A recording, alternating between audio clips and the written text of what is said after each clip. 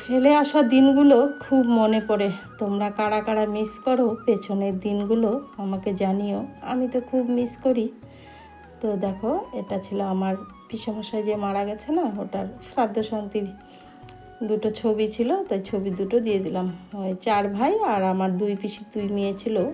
বড় পিসির বড় মেয়ে ছিল আর ছোট পিসির বড় মেয়ে ছিল।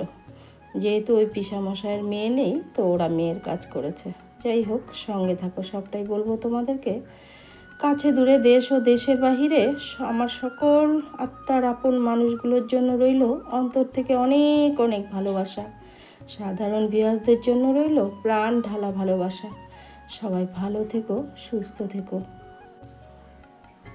কয়দিন তো নিজের বাড়িতে কাটিয়ে এলাম, এখন তো কোয়ার্টারে চলে এসেছি। তোমাদেরকে আগেই বলেছি এটা ছিল বাড়ির ভিডিও। এই যে বললাম, সেরকম কোনো ভিডিও করতেও পারছি না, স্ট্যান্ডও নেই। ওই সব কিছু মিলিয়ে প্রত্যেক দিন একই কথা বলতে ভালো লাগে না। যাই হোক, মুখ দিয়ে বেরিয়ে পড়ে আর বলে ফেলি আর কি। তারপরে তো দেখো, রান্না বান্না করে নিচ্ছিলাম। সেদিন মাছ রান্না করেছি আর টক ডাল করেছিলাম আর একটা ভেজ সবজি করেছিলাম আর কি। তোমাদের দাদা ভাইয়ের তো সবজি ছাড়া হয় না, সবজি একটা করতেই হয় আর কি, যে কোনো একটা সবজি। তো সেই মতো করে নিলাম আর কি। তো বাড়িতেই ছিলাম, চলে এসেছি। আর ভালো লাগছে না মনটা। কটা দিন ছিলাম তো বাড়িতে, 6 দিন কাটিয়ে এলাম। খুব খারাপ লাগছে, কিন্তু কি করব, বিধাতার লেখা, আসতে তো হবেই। পেটের দায়ে তাই না, যেহেতু কর্মস্থানটা এখানে। তো এই দেখো, মাছের ঝাল করেছি, তো সর্ষে দিয়ে করেছি আর কি। সবসময় পেঁয়াজ দিয়ে না ভালো লাগে না। যে কথাটা বলছিলাম, ফেলে আসা দিনগুলো খুব মনে পড়ে, জানো তো। এই যে ইউটিউবে দেখো, আমরা যখন প্রথম প্রথম এসেছি, কত সুন্দর সুন্দর বন্ধুরা ছিল। তারা যেন সব কোথায় হারিয়ে গেছে, তাদেরকে আর খুঁজেই পাই না। কিন্তু জানো তো, যখন একা থাকি, একান্তে থাকি, খুব মিস করি, খুব মনে পড়ে। কিন্তু কিছু তো করার নেই। কারো কারো তো আর ফোন নম্বর নেই। ফোন নম্বর থাকলে তাও একটু ফোন করে যোগাযোগ করতে পারতাম। সেই দিনগুলো না একদম খুঁজে পাই না। এখন যেন ইউটিউবটা কীরকম হয়ে গেছে, হিংসায় ভরা হয়ে গেছে। তখন কিন্তু এরকম ছিল না গো, জানো তো। আমরা যখন প্রথম প্রথম এসেছি, একটা ভিডিও ছাড়ার সঙ্গে সঙ্গে সবাই আমরা ঝাঁপিয়ে পড়তাম, ওকে ফুল ওয়াচটা দিয়ে আসি, ওর ভিডিওটা রিচে উঠবে, এরকম একটা ব্যাপার ছিল কিন্তু আমাদের। তো এখন আর সেই জিনিসটা না খুঁজে পাই না। তো সেরকমই যেন একটা বোন ছিল, তোমাদেরকে একটা স্ক্রিনশট দিয়েছি, পরে তোমরা নিশ্চয়ই দেখতে পারবে। তোমাদের কার কার মনে আছে ওই বোনটার কথা, আমাকে কমেন্ট করে জানিও তো। আমার না সবার কথা কিন্তু মনে পড়ে, জানো তো। যখনই মনে পড়ে, ওদের আইডিগুলো খুলে তারপরে কিন্তু এক একটা ভিডিও দেখে আসি। মনটাকে আমি এভাবেই কিন্তু সান্ত্বনা দিই, খুব মিস করি আর কি। তো তোমাদেরকে দিয়ে দিব। সেই বোনটার কিন্তু বড় আর্মিতে চাকরি করতো, খুবই ভালো ছিল। জানি না কেন চলে গেল। ওই যে ধৈর্য হারা হয়ে হয়তো চলে গেছে, বলেনি কোনো দিনও মুখ ফুটে, হয়তো তার জন্যই চলে গেছে। তো জানি বোনটা এখন আর ভিডিও দেখবে না বা দেখে না। তো না দেখুক, আমি আমার মন থেকে বোনটার জন্য অনেক অনেক প্রার্থনা করি। ঈশ্বর আমার ওই বোনটাকে ভালো রেখো, সুস্থ রেখো সব সময়। জানি না কি খবর, কোথায় আছে, কেমন আছে। তো এটা ছিল পয়লা বৈশাখের দিনের ভিডিও। আমি কিন্তু ড্রেসটা যে পরেছি, নতুন ড্রেস পরেছি, কিন্তু এই কুর্তিটা তোমাদের দাদাভাই এনে দিয়েছে। আর ওই যে বললাম, আমি তো সেরকম করে ভিডিও করি না, যে জামা কাপড় এনেই ক্যামেরা অন করে তোমাদেরকে দেখাবো। সেটা আর আমার সময়ের অভাবে একদম হয়ে ওঠে না, জানো তো। তো সন্ধ্যাবেলা একটুখানি ঘুরতে চলে গিয়েছিলাম। এই দোকানের যে ছেলেটা আছে, আমাকে মামি বলে ডাকে, ওর কাছ থেকেই টুকিটাকি জিনিস যতটুকু, এখন তো কিছুই বানাই না, আগে যতটুকু বানিয়েছি ওর কাছ থেকেই বানিয়েছি। তো সেই মতো ও আর কি নিমন্ত্রণ করেছিল, প্রত্যেক বছর পয়লা বৈশাখে করে। তো ওই যে আমার বাহন সোনাকে নিয়ে গিয়েছিলাম, একটু গিয়ে দেখা করে এসেছি। মিষ্টিও দিয়েছে, নিয়েও এসেছি, একটু পরে শেয়ার করব সেটা তোমাদের সঙ্গে। আর এটা দেখো, তোমরা শর্ট ভিডিওতে অনেকেই দেখেছো, একটা অনেক বড় মায়ের মূর্তি আর কি, কালী মায়ের। সেই মূর্তিটা না মানে বিশাল বড়, কত ফুট আমি বলতে পারবো না। বিশাল বড় বলতে গেলে বিশাল বড়। আমি জীবনে কোনো দিন এত বড় মূর্তি দেখিনি, এই প্রথম দেখলাম।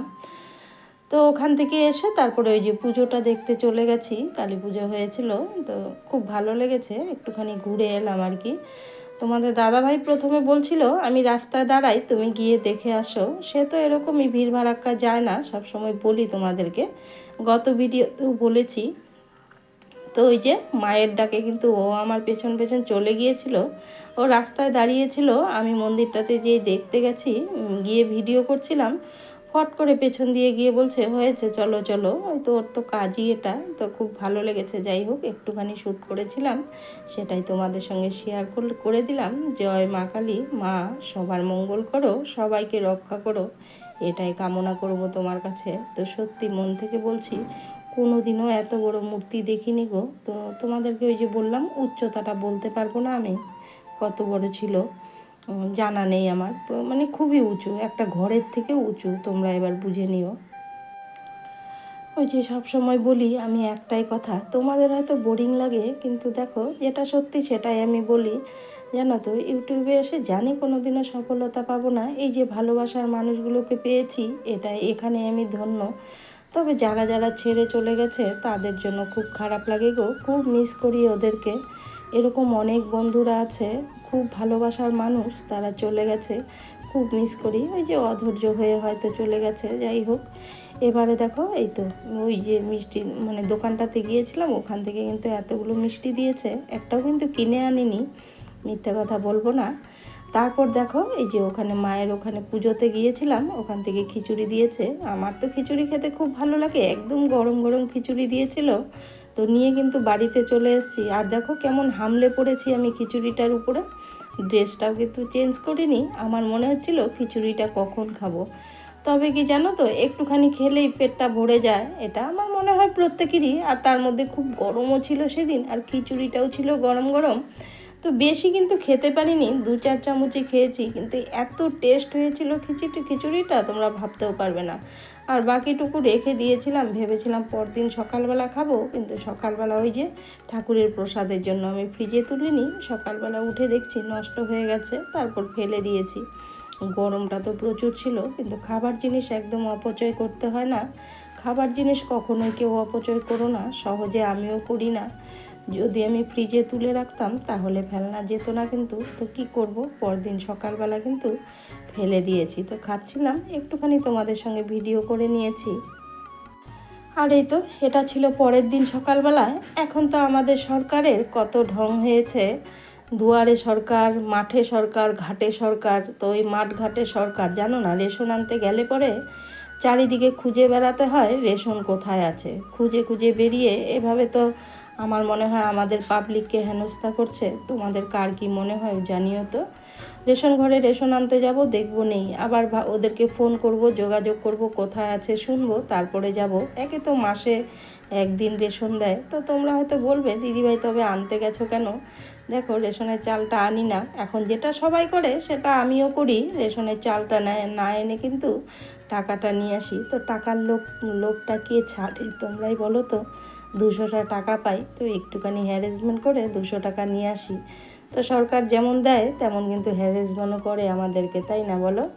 তো এটা দেখো রেশন ছাড়িয়ে এনেছি, এসে কিন্তু বাড়িতে রান্না বান্না সবটাই করেছি। তারপরে এই যে আমার বাহন সোনার আবদার, স্কুলে যেতে হবে ওকে আনতে। বারবার ওর মা যখন দিতে গিয়েছিল তখন বলে দিয়েছিল দিদনকে বলবে আমাকে নিয়ে আসার জন্য, নয়তো দাদনকে বলবে।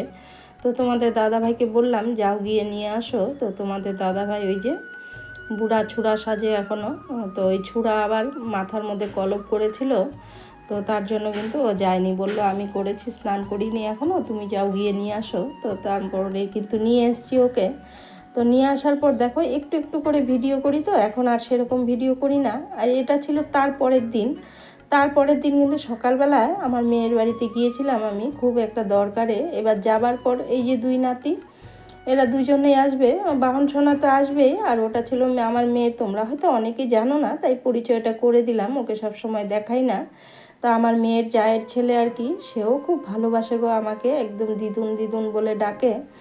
তো যখনই আমার বাহন সোনাকে আনবো তখনই ও বলে দিদুন খালি ভাইকে নিয়ে যাও, আমাকে কেন নিয়ে যাও না তুমি, তুমি কি আমাকে ভালোবাসো না? তো সেদিন ওর স্কুল ছিল না, পড়াও ছিল না, মানে টিউশনি পড়া হয়ে গিয়েছিল সকালবেলা।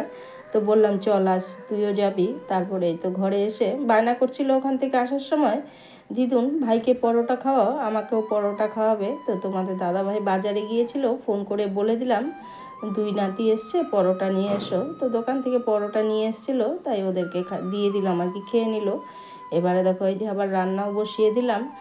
আমার বাহন সোনা কদিন থেকে বলছিল জানো, ও তো কাটা ছাড়া মাছ খায়, তো আর মাছকে ও বলে আইরা মাছ। তো বলছিল দাদন আইরা মাছ এনো খাবো। তো ওর দাদন তো আইরা মাছ পায়নি, তারপরে বোয়াল মাছ নিয়ে এসেছিলো, রান্না করেছি। আর এই যে দেখো এই ছবিটা, এই আইডিটা কার কার মনে আছে বলো তো? আমি না খুব মিস করি। আমি আর আইডির নামটা বললাম না, তোমরা পড়ে নাও। তো সত্যি এই বোনটাকে না খুব মিস করি। অনেক দিন থেকে আমি স্ক্রিনশট দিয়ে রেখেছি, ভেবেছি তোমাদেরকে দেখাবো। তোমরা বলো তো কে কে মিস করো? আমি অনেক মিস করি। কাছের মানুষগুলোকে যখন হারিয়ে ফেলি তখন খুবই কষ্ট হয় আর কি। তো ইউটিউবে এসে তো আমি অনেকগুলো সন্তানও পেয়েছি, সেই সন্তানদেরকে নিয়ে অনেক ভিডিও করেছি। তো ইচ্ছে আছে আগামী দিনে আরও একটা ভিডিও করার, সময় সুযোগ হলে নিশ্চয়ই করব। তো দেখো এটা বাজারে গিয়েছিলাম, এখানে যেদিন এসেছি তারপর দিন সকালবেলায়, সেটাই একটুখানি তোমাদেরকে দেখালাম।